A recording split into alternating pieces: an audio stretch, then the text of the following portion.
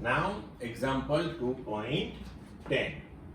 A man walks on a straight road from his home to a market 2.5 km away with a speed of 5 km per hour. Finding the market closed, he instantly turns and walks back home with a speed of 7.5 km per hour. What is, question A, magnitude of average velocity, and B, average speed of the man over the interval of time 0 to 30, 0 to 50 and 0 to 40 minutes. Now say, here first we think about the magnitude of average velocity. Now when we think about average velocity, so average velocity, that is displacement upon time interval, okay? But see, man walks on the straight road from home to market, market is closed, वो market से वापस आ गया घर पे, तो इसका मतलब ये हुआ कि displacement that will be zero. तो ये मैग्नीट्यूड ऑफ एवरेज वेलोसिटी वो अपना क्या हो जाएगा, zero. Now we can write here average speed of the man over the interval of time this and this. तो पहले हम यहाँ पे लिख लेते हैं कि magnitude of average velocity that is equal to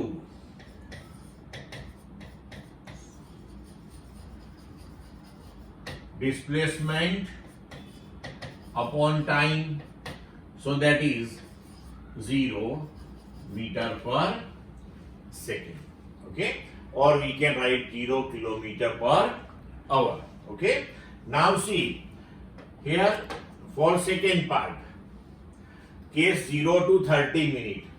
now देखो डिस्टेंस कवर्ड इन 30 मिनट कितना होगा, so speed is 5 kilometre per hour दिया हुआ है आपको.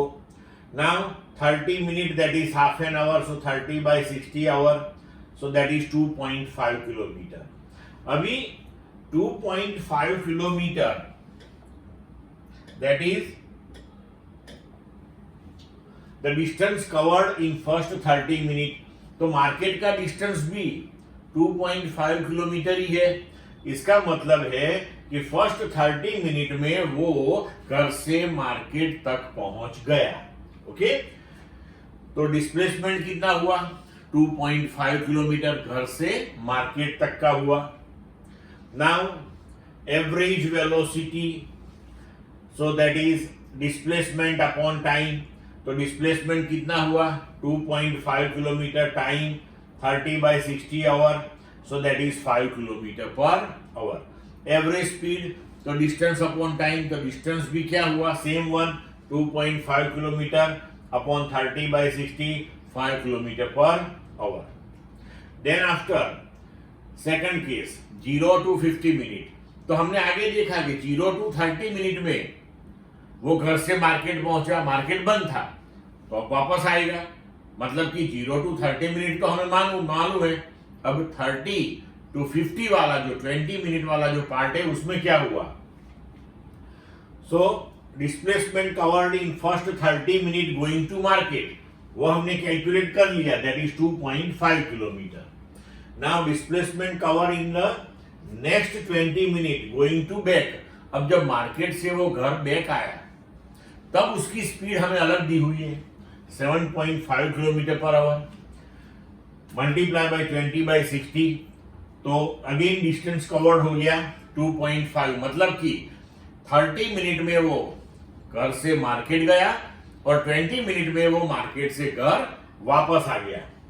तो नेट डिस्प्लेसमेंट कितना हो गया, तो 0, 2.5 minus 2.5, because initial and final position same आ गई.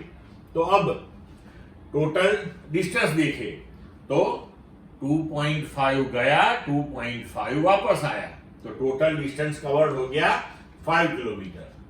Now average velocity in this case, तो net displacement 0, time taken 50 by 60, लेकिन वो 0 ही हो जाएगा.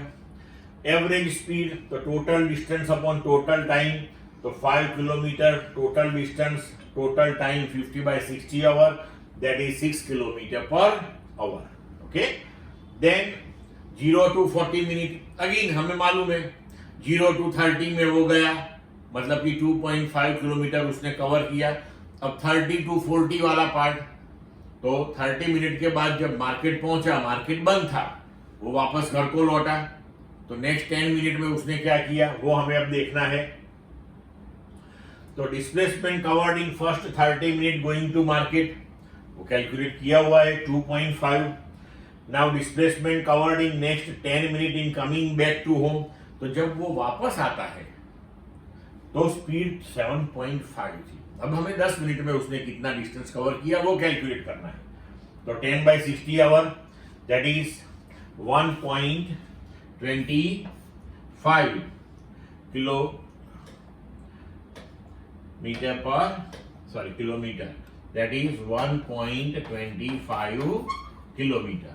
Okay, now net displacement 2.5 minus 1.25, that is 1.25 kilometer. Now for this portion total distance traveled 2.5 गया, 1.25 वापस आया, so that is 3.75 kilometer. So average velocity, that is net displacement upon time 1.25 kilometer upon 40/60. तो answer हो गया 1.875 kilometre per our.